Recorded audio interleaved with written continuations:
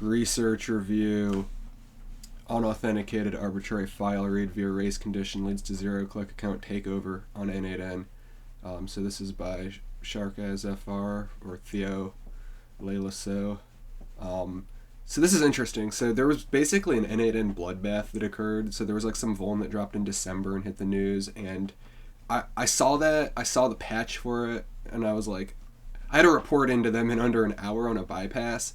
And apparently there were a ton of people that submitted bypasses for it, and they just grouped everybody onto one CVE. I forget what it was called. I actually wanted to do a review of a different write-up on that one, but it was kind of long, and it made me sad because of how like stupid my bypass was. And I think by the time that one had been written, there'd been like so many more layers added. Interestingly, I still got paid for it, which was crazy. Very nice, like 1 hour quick drop. But anyway, this bug should be a lot more interesting than mine. My bypass was just baby's first JavaScript sandbox escape type payload where it didn't take much. This sounds really cool.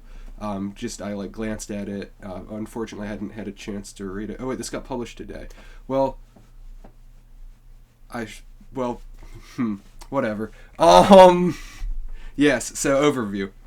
This is a write-up of an n8n vulnerability I found patched January 14th, 2026. Here's the GitHub security advisory, and then a link. So there were a ton of things that dropped. Like I said, there was a bloodbath. People were just like, oh, hey, this thing is, the security model is it's strange that they're interested in, I think the way, I don't know, we'll read this and see if it explains. Because, like, honestly, I did not put much time or effort into it. I grabbed some low-hanging fruit and then I ran away because it all seemed like a lot was going on. And so I'm finally coming back and looking at it. And this should be interesting research just because I think it's going to have some really cool tricks going on just from glancing at it and just from the title. I expect this to be good. What is n8n? n8n is an open-source low-code orchestration tool which has gained a lot of popularity during recent years. Its use cases are wide, going from automating social media posts to acting as a SOAR. In company environment, it can be highly integrated with other tools, making it a critical target that can lead to whole infrastructure compromise. n8n can be self-hosted or used via a cloud instance. This vulnerability concerns both of them. Yeah, I'm not sure how the cloud instances are deployed and how hard it is to, like, if you shell the underlying compute, break out of it. I did not look into that at all. I've not used n8n beyond literally, I want to break out of a JavaScript sandbox, and they have one. I used n8n a bit for personal projects before checking their vulnerability disclosure program. Yeah, they actually pay you, which is crazy. How it works. Workflows are basically programs that you can run on a schedule manually by calling a webhook or via other workflows. They're made of nodes, which make some action like manipulating data, making HTTP requests, or sending Slack messages. There are a lot of different nodes in order to integrate with any tools, mainly via API. Workflows are restricted to the personal project of the user but can be shared. Okay, interesting. Yeah, I really did not explore the attack surface or like threat model beyond the here's just a bypass for this existing report that already had a validated threat model. Credentials are managed the same way. Moreover, they are encrypted outside of workflows. To use them, you reference them, and they are decrypted at runtime. In order to manage workflows and credentials, authentication is needed. That sounds powerful. It's a shame I didn't have time to preview this one. Oh well. Race condition finding. Climbing from the fix to the vulnerability. During my first assessment of n8n security, I started by reading disclosed GitHub security advisories. There were only 8 at the time, with one being symlink traversal vulnerability in read-write file nodes allows access to restricted files, credited to at Mahmoud OXOO in August 2025. Interesting. So okay, so this is good. I like this because like I started from the same spot when I was hacking it, and so it's a bug. Let's see. So essentially there's some like read-write stuff that's supposed to limit stuff, but it doesn't account for symlinks, and you could escape the intended, I'm guessing, like file write zone and write to arbitrary places on disk. Here we go. Basically, the vulnerability uses symlinks to bypass restrictions on read-write file node, which normally permits reading or writing files only to certain locations on the underlying file system. Interestingly enough, it only affects self-hosted instances. I went ahead and checked how the fix was implemented. Yeah, the summary of the pull request referenced is pretty self-explanatory. Use realPath function instead of resolve to resolve the real path of a file in case it is a symlink to a different location which might be blocked. Let's dive deeper and check the concerned code in, and then the path, and then we look at the code, and it does. Man, this is listen. No hate to. This is crazy. Code blocks. Like I don't know. The function create read stream is called by the read-write file node with a file path parameter. First, this path is checked against fs access, which errors out if the file doesn't exist. Then the isFileBlocked function is called with the file path. The file path is resolved and checked against forbidden directories. If it returns false, fs.createReadStream is called, yeah, with the given file path. I would love that. The vulnerability lays in the fact that fsaccess and fs.createReadStream does resolve symlinks, but isFilePathBlocked function uses resolve, which doesn't. If an attacker provides /home/node/pwn/password as a path file to read-write file node where pwn is a symlink pointing to etc, fsaccess returns true because etc password exists. Okay, yep, symlink resolved. isFilePathBlocked returns false because it's not a forbidden directory, symlink not resolved. fsCreateReadStream is created with a path to etc password. Nice. With this fix, or with the fix, fsRealPath is used instead of resolve, which does resolve symlinks. In the previous scenario, isFilePathBlocked now returns true because etc password is in a forbidden directory. Okay, so doesn't work. Time of check to time of use. The fix is working as intended, man, but somehow may have caught your eye like it did for me in createReadStream function. The 3 different symlink resolutions happen at 3 different times, opening up the possibility of a TOCTOU time of check versus time of use vulnerability. If we change what the symlink is pointing to between those moments, that rules, all 3 checks would be against different files. So can you run a workflow that creates a symlink? And the attack scenario would look like this with the path file. How are you creating symlinks?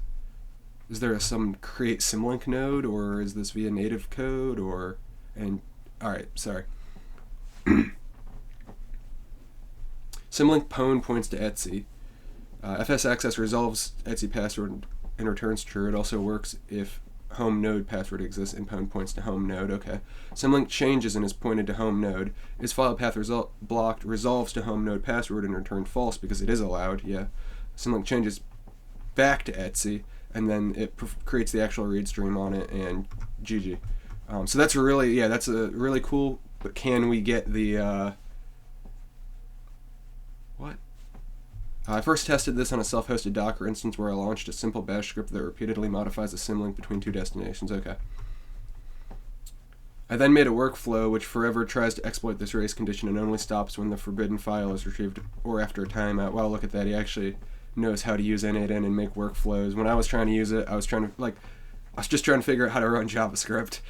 So it's cool to see like a real exploit that isn't just like me doing. Just feel bad about that. We can note that the write dummy file to home node creates an empty file at home node password in order to always pass the fsaccess check. Nice, making the race condition more likely to happen. Yeah, that's good. By launching the bash script and then the workflow, the file is read after only a few seconds and around 10 to 20 loops. Nice. Alright, so the question is, how do we actually exploit this? Clone repo, nice! Oh man, that rules. Oh man. Okay, that's so exciting. In order to really achieve this arbitrary read file vulnerability, the symlink quick change needs to be done from n8n. Git is perfect for this candidate because it can handle symlinks and its branches can be used to switch between 2 direct. Ooh, that's nice. You don't even have to like wait for a new clone, so you're able to. Oh, I knew I'd like this. I knew I'd like this right up.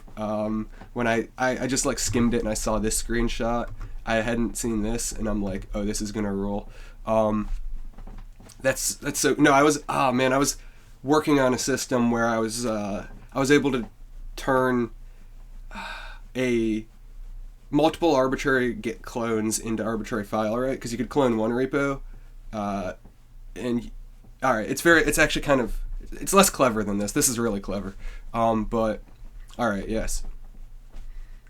So after setting up a GitHub repository named n8n ATO, with just one symlink named pwn pointing to etc in main branch and to home node in the second branch, we can clone it to home node n8n ATO on the local file system with the git clone node. Yep. This workflow will repeatedly switch between the two branches until it times out. That's so cool. The read file workflow needs to be updated to try to access from the repo. Now by launching the git workflow and then the read file workflow, so they're running at the same time, and this one is like a clock that jumps between the two symlinks. Man, this rules. I like when things like this are actually exploitable. The file read is achieved roughly after the same delay. By changing the file accessed in the forbidden directory pointed by the symlink, any file that the user running n8n node has access to can be read. Alright, nice. So yeah, what can that user do? And is this on cloud or is this on a self-hosted local version? Enhance impact. JWT forging. Arbitrary file read is done. Let's see if we can escalate it further than the original report. Spoiler, we can. Yeah, that's good. In parallel to this race condition, I did some source code reading on how n8n manages sessions. It uses signed JWT as defined in authservice.ts. Got some code. In order to create a valid JWT, 6 pieces of information are needed: user ID, user email, user bcrypt, encrypted password. What? What are they doing? That's weird. Is it in... Where is it?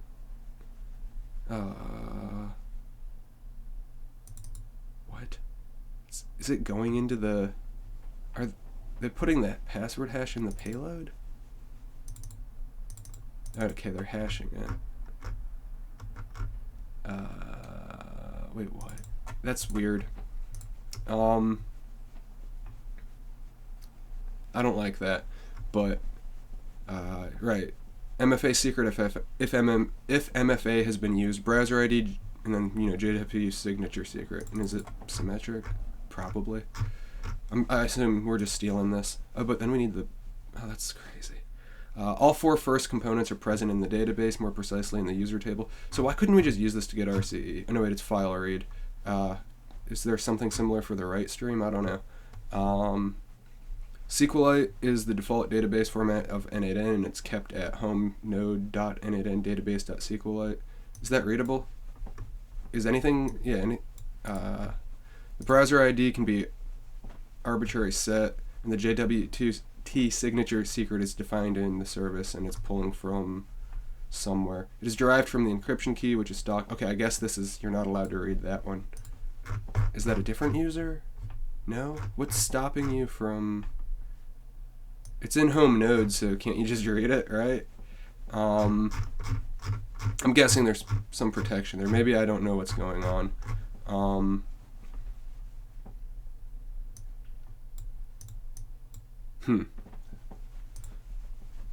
Yeah, I guess I have to assume that despite being in home node, this is not permitted to be read from the file sandbox because it has sensitive things in it, like a configuration with an encryption key and database. So,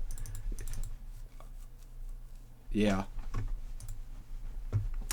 Zero-click ATO. By retrieving these 2 files, we can forge any valid JWT and achieve account takeover, at least in theory.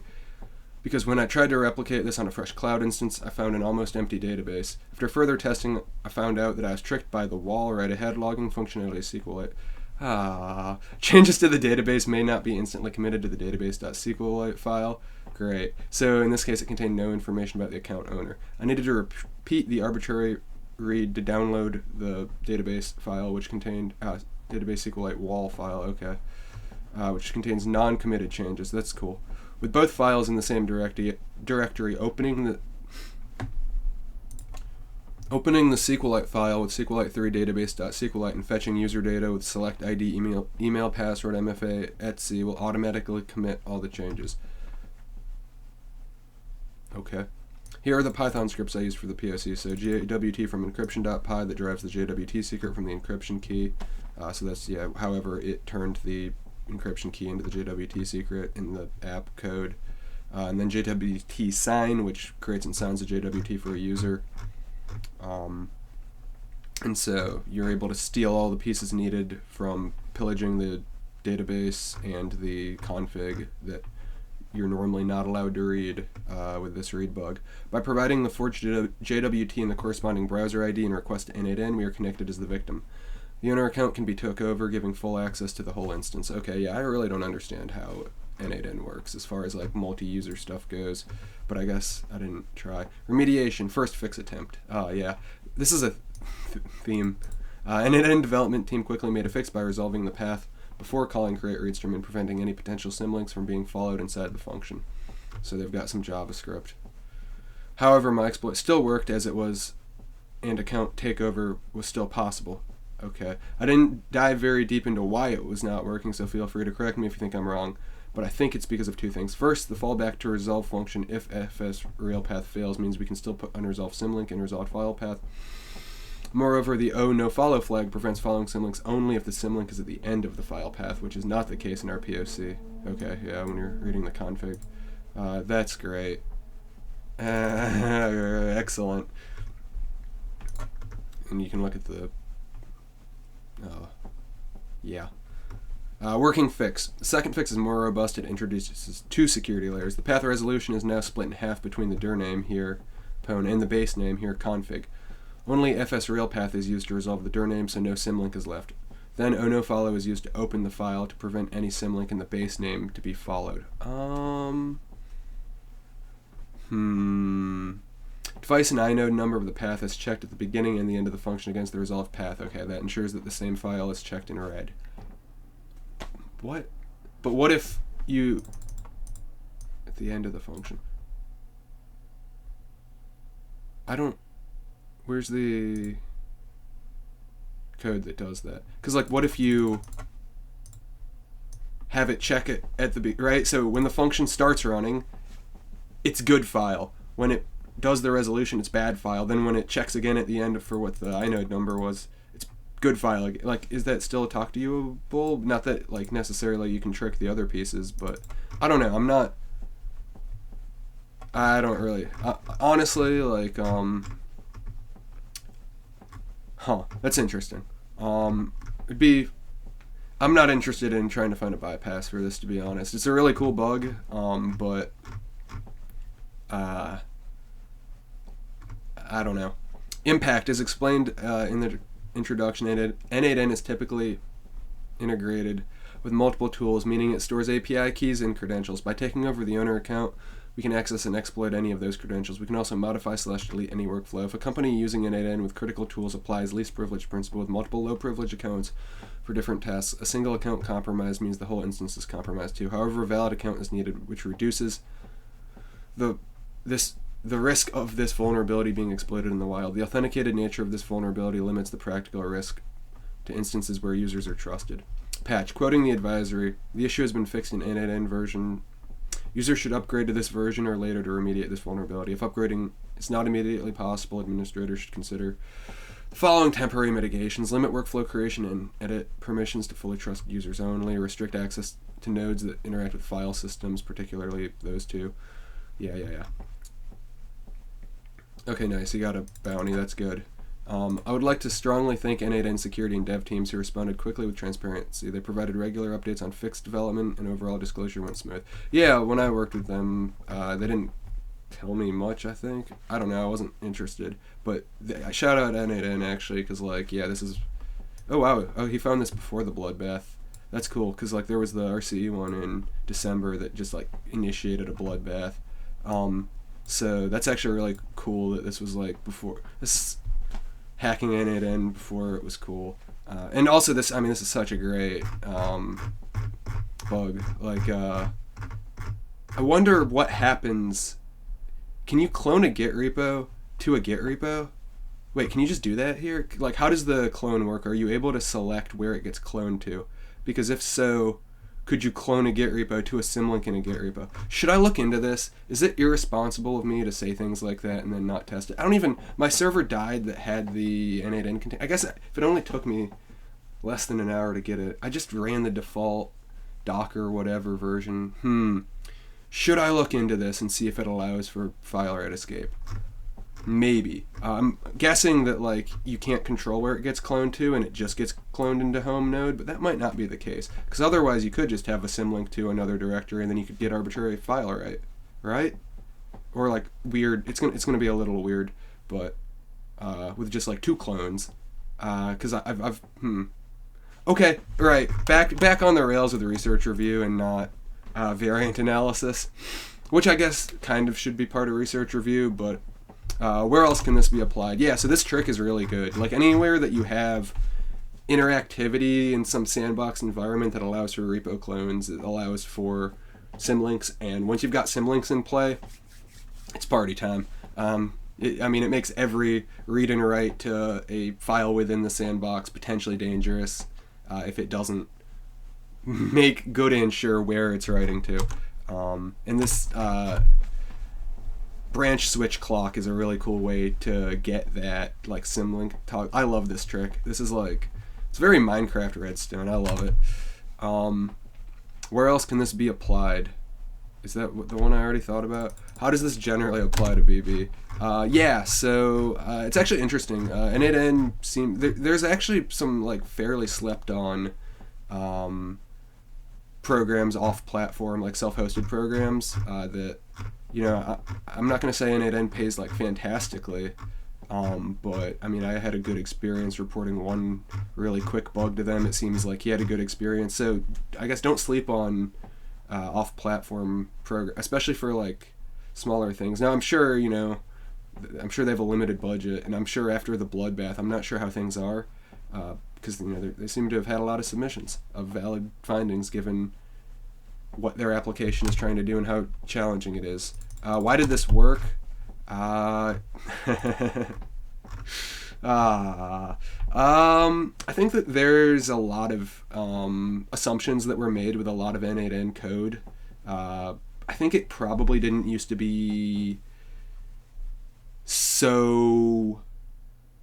I think they used to have a different threat model, and I think that as things got built up and the ability to have multiple users and the fact that like user equals shell on underlying thing, I think that may have been an assumption that there was a lot more trust of like, if you have access to this, you're probably allowed to do a lot. And then they kind of had to change that as they tried to implement multi-userness. I've seen that in the past. What further research should be done here? Man, I guess I'll look into if I can, what mitigations they have to prevent file system write escapes just via cloning 2 Git repos, but one that lands inside a symlink of the other.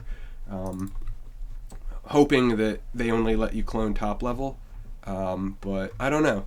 And then also what happens if you try to clone a repo to, well, Git should refuse because the folder already exists, but to/home/.n8n. Looking into like bypasses specifically for how do they prevent you from writing and reading from here, because it is within here, so some of the checks might just be like forgetting that you're not allowed to see this stuff. I don't know. I really am, man, rating. I rate this 0 and 1 out of 1, but the 0 and 1 keep flipping as we switch branches. So yeah, this was very cool research. This was a very clever technique by Sharkaz or Théo Lelasseux. I really liked this write-up, and it's definitely got me thinking about interesting abuse scenarios for some similar things I've looked at with similar primitives. So hopefully this is valuable because I've got some good ideas now.